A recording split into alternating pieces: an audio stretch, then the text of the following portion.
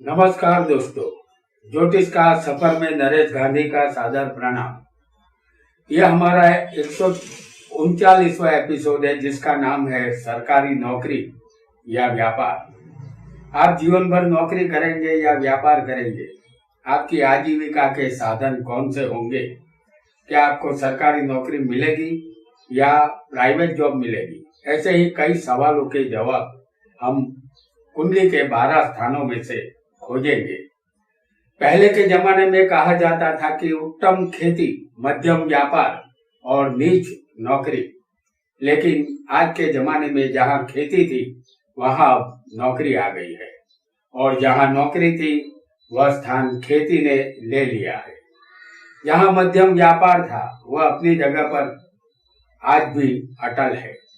कुंडली में 10वां स्थान कर्म का है। स्थान के 4 कारक है: बुध, गुरु, सूर्य, शनि। बुध यानी बुद्धि के बिना कोई भी कर्म नहीं हो सकता। गुरु ज्ञान का कारक है। ज्ञान और बुद्धि से जो कार्य किया जाएगा उसमें सफलता जरूर मिलती है। स्थान का तीसरा कारक सूर्य है। इसे सत्ता का स्थान भी कहते हैं। सूर्य ही सत्ता देकर राजा बनाता है। शनि इस स्थान का अंतिम कारक है। इसे कर्म फलदाता कहते हैं। राजा गलत कार्य करता है तो शनि राजा को भी सिंहासन से उठाकर फेंक देता है।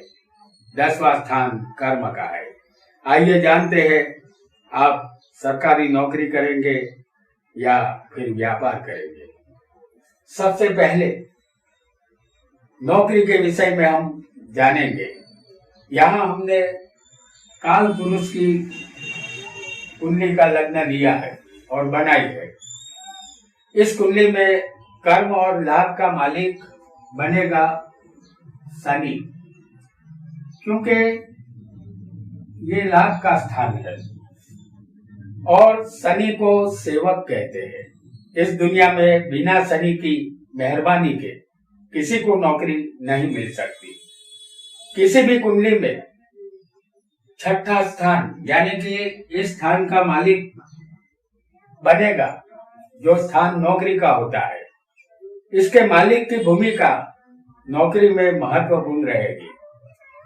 मेष लग्न की इस कुंडली में 6ठे का मालिक बुध होता है। ये उदाहरण कुंडली है। आपकी कुंडली में कोई भी लग्न हो सकता है। 6ठे का मालिक कोई भी ग्रह बन सकता है। तो ये एक उदाहरण कुंडली है। आपका लग्न कोई भी हो सकता है। नौकरी का मालिक भी यहाँ बदल सकता है और कर्म और लाभ का मालिक भी बदल सकता है। ये एक काल पुरुष की कुंडली है। काल पुरुष में शनि कर्म का मालिक बनता है और लाभ का मालिक भी शनि ही बनता है। आइए जानते हैं फिर पहला योग। 3, 6, 10 और 11वें सूर्य हमेशा शुभ फल देते हैं। सूर्य को सरकार कहते हैं।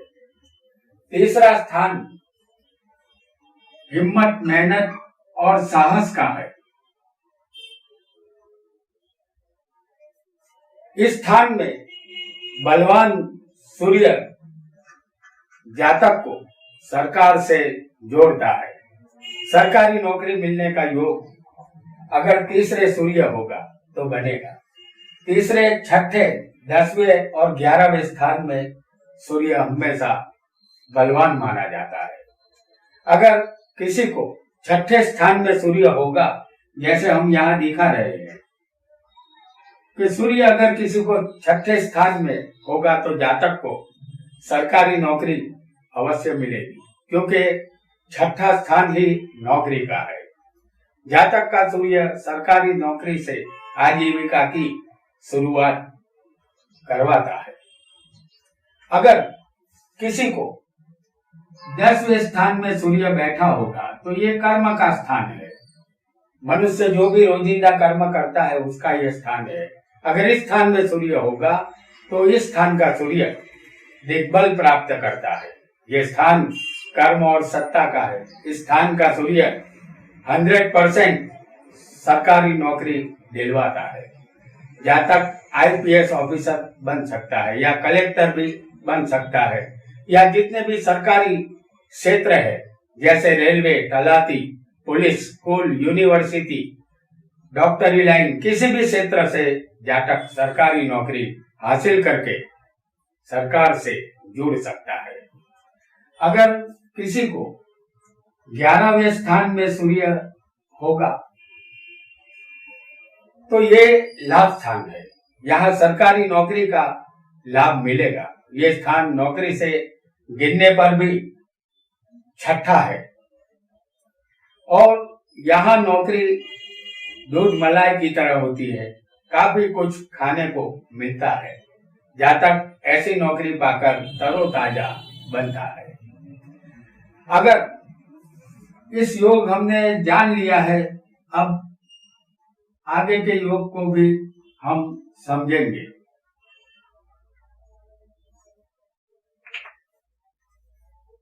अगर केंद्र स्थानों में किसी भी जातक को सूर्य होगा, जैसे हम यहाँ पर दिखा रहे हैं केंद्र स्थान, हम आपको केंद्र में सूर्य दिखा रहे हैं यहाँ पर।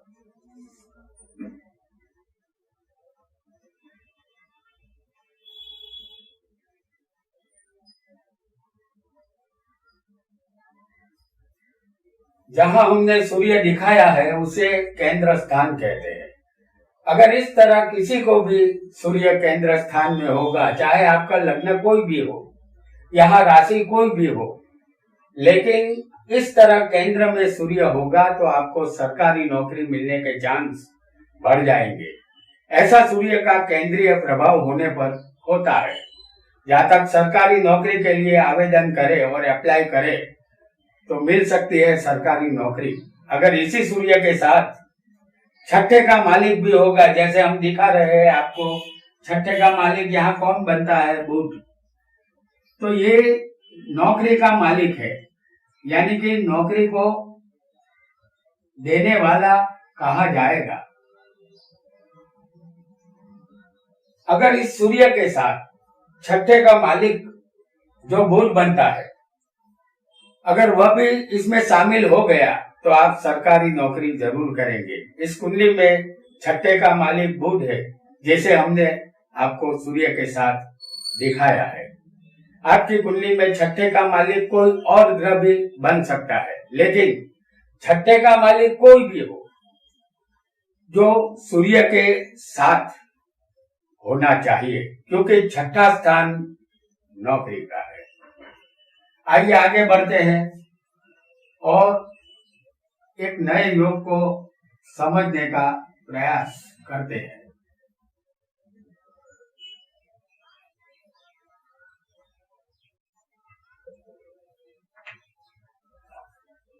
अगर छठे का मालिक बलवान होकर 3, 6, 10, 11 में हो बैठा बिना सूर्य के, जैसे छठे का मालिक कौन है? बुध होता है इस उदाहरण कुंडली में, तो वो तीसरे होना चाहिए या छठे होना चाहिए या 10वें होना चाहिए या 11वें होना चाहिए, और वो भी बिना सूर्य के। तो आप प्राइवेट जॉब करेंगे, यह नौकरी भी अच्छी रहेगी, आपको अपनी नौकरी के साथ साथ संतोष भी मिलेगा। आप उतना कमा पाएंगे जितने की आपको जरूरत होगी। आइए आगे बढ़ते हैं, एक नए योग को जान लेते हैं।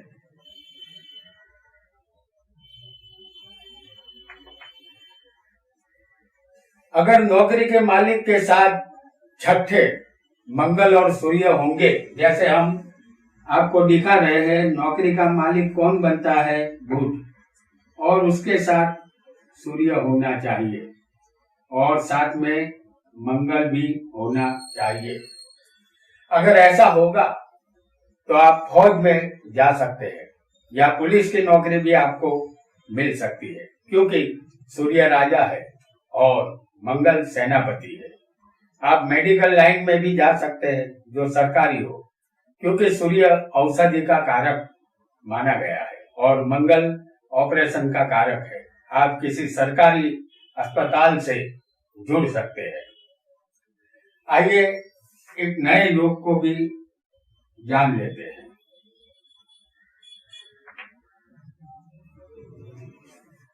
नौकरी के योग हमने जान लिए, अब जानेंगे कि आप सफल व्यापारी बनेंगे या जिंदगी भर नौकरी ही करेंगे। कुंडली में 7वां और 10वां स्थान व्यापार का है। लग्नेश अगर 10वें होगा तो आप सफल व्यापारी बनेंगे। जैसे हम आपको यहाँ पर दिखा रहे हैं कि लग्नेश कौन होता है, मंगल। और अगर मंगल 10वें बैठ जाएगा किसी का भी, और आपका लग्नेश कोई भी ग्रह हो सकता है। उदाहरण कुंडली में हमने मेष लग्न की कुंडली बनाई है, इसमें लग्नेश मंगल बनता है। अगर कर्म का मालिक लग्नेश अगर 10वें होगा तो आप खुद का व्यापार करेंगे, आप नौकरी नहीं करेंगे। अगर 10वें का मालिक जो इस कुंडली में बनता है शनि, अगर वो लग्न में चला जाएगा तो इन दोनों के बीच में एक परिवर्तन योग बनेगा शनि मंगल का, तब भी आप व्यापारी ही बनेंगे। और 7वां स्थान व्यापार का है और 10वां स्थान कर्म का है। इन दोनों की युति अगर केंद्र में होगी तब भी आप एक सफल व्यापारी बन सकते हैं। जैसे 7वां स्थान व्यापार का, 10वां स्थान कर्म का, इन दोनों की युति अगर केंद्र स्थान में हो, जैसे शुक्र और शनि, तो ये युति हम आपको इस स्थान में 7वें स्थान में दिखा रहे हैं। ये कर्मेश और सप्तमेश की युति है। ऐसा योग बनने पर भी जातक व्यापारी बनता है। आइए आगे बढ़ते हैं और जानते हैं एक नए योग को।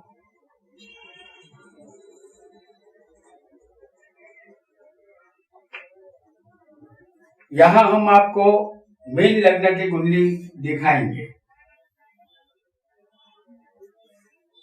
बुध केंद्र त्रिकोण में बलवान होगा, जैसे केंद्र स्थान ये है।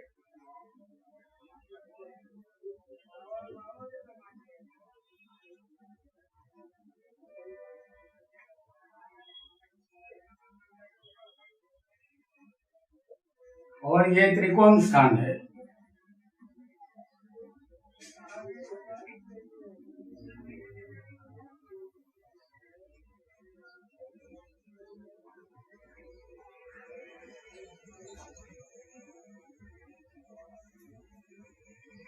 बुध केंद्र या त्रिकोण में बलवान होगा तो जातक सफल व्यापारी बनेगा।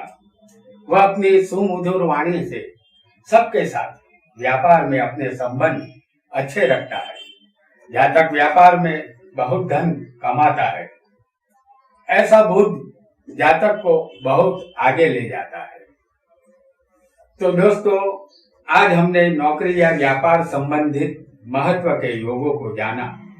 आगे भी हम ज्योतिष विषयक जानकारी प्राप्त करते रहेंगे। आज के लिए इतना ही। आपका बहुत बहुत धन्यवाद।